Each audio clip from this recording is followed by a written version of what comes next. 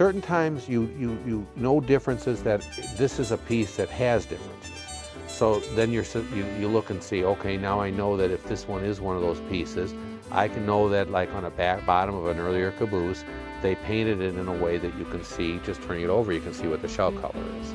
Other engines or train cars, you can't, you gotta take the shell off. And if somebody wants to sell me a train, I feel that I still have to take the top off. If you're an honest person, you can do it. I'll wear gloves, whatever. It's not like an issue of that, but I want to see what I'm getting.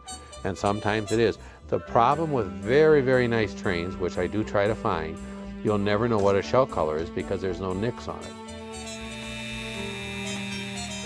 I never really actually just went after collecting sets. There are people that really get looking at sets. If you do sets only, you get a lot of duplications, and a lot of the sets don't have the rarities in them. So I take sets when I can find them, if I find nice ones out of homes or whatever, but normally they have the trains in it that are on the shelf. And then anytime I find something that I don't have, I enter it into my computer, I put it in green, I color the box in green, and then I can check it into my computer and I know, okay, this is a valid one. But I don't go by the books, I go by what I've seen or what somebody can say, Craig, this is a train, I want to see it, and then I know it's real. First it was all train shows, which is nice because you get it in your hand. I'll never say that's bad. And it's worth driving around, plus you meet some nice people. Recently, people have pushed me into using eBay. I'm glad they have. I have found great trains on eBay. Really, really know what you're doing if you're going for collecting on eBay. You can find friends that know, but that gets down to that one picture that, you better know what you're doing if you go to buy hard stuff on eBay. I have found stuff on eBay that I don't know that I would have found going to train shows. You just don't get the exposure. Yeah, you're dealing with so many more people grabbing it out of garages, basements, old museums, and they're putting it on eBay. And you never, granted, the one museum I bought some from was in Canada. Fine, if I was in Canada, I would have found it, saw it, I would have bought it. But being on eBay, you wind up getting it. It's really fun to find stuff that nobody else ever figured was there. And it's not, most likely you're never going to find it mixed into a collection or something where somebody knows what it is. There's multitudes of it out there, other train shows that are very rare pieces that you just got to do your homework and it's laying there because the guy selling it doesn't have the time to look at every single one or doesn't want to learn about it all. You can really find nice stuff at train shows. And when that comes up, when you pick up the car, my painted 6047 caboose, I never, ever, ever would have thought, brown painted, I never would have thought I would have got that. And I knew about that car, never thought I would have got that. Lo and behold, you walk up to a table and I stop, look at everything on the table, and right in the middle of the table, here's a 6047 painted brown for $6. Perfect. It doesn't get better than that. And it's not so much the money issue as that, hey, this is one I can click off. I can put the X next to it. That's what's good. Here's a 2333 New York Central AA with chubby letters and red decal, pulling a consist of rare cars.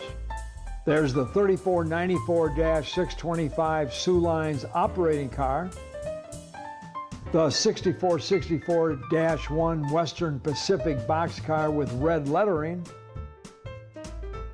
the 3494-550 Monon operating car. This hopper has the same number, 643657, that appears on the girls' train hopper. And this hopper, the 643625, with no spreader bar, or no holes for the spreader bar. The rare 6464-175 Rock Island with black lettering. The 3530 operating generator car with the number underlined. The 6456-25 glossy red hopper with white lettering. And the rare 6417-50 Pennsylvania porthole caboose in Tuscan. It's common in gray. Another rare item is this 2338 solid stripe Milwaukee Road Jeep.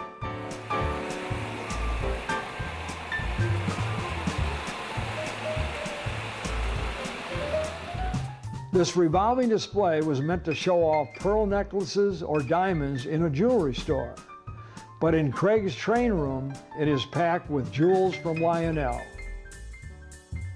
In the future, well, I'm planning on downsizing the layout, getting more closed shelving. I need to get more display for trains. The volume of a train car really starts eating you up. It's 1 foot by 4 inches by 3 inches. And if you multiply it out and you take it to a room, you really start understanding about volume. And then you put the boxes in play. And you got to have the boxes displayed because some of the boxes are just as hard as the cars. So what I'm going to do now is enclose more shelves, cut the layout down for running, do more shelves, more of the Z shelving I call it. I can from the table up, I can increase by 20-fold of the train cars I store from the top up with viewing so everybody can walk up and see what the differences are. We only do post-war. I don't do American Flyer much anymore, but at one time I had all those grand ideas. Now, just to display the Lionel post-war, I'm going up to another bedroom upstairs, maybe a second one, just to get rid of more of the science sets and the accessory boxes. We're right now running around 3,000 items that I'm up to in the computer, and I'm not done yet. I have not done the accessories period, and I have not done some of the side things like lifelike and all. But right now, between cars and set boxes and Lionel items, around 3,000. The future of the hobby, in my opinion, could be interesting or hard. You know, people like me want this because this is what I grew up with. I never had this. This is what I want. I don't want a Lionel reproduction of it. This is what I want. And all these new trains, you know, I collect other things. I collect a multitude of toys and stuff. But it's all what I remember when I was a kid and I couldn't have it. Okay? So the stuff that like people my age are buying now from Lionel, the outcome 20 years from now, I don't know that you're going to be able to sell this stuff for a lot of money. If you're buying it because you like it, which is what a hobby's supposed to be, it's great.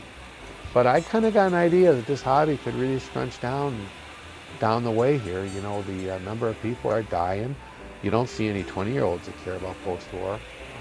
You know, I think it's a limiting number of people that want it. And as long as you enjoy what you do for a hobby, you should be happy. We're seeing it already. The peak of the trains were probably about 3-4 years ago, at least 5 years ago. I mean, they're definitely down from then.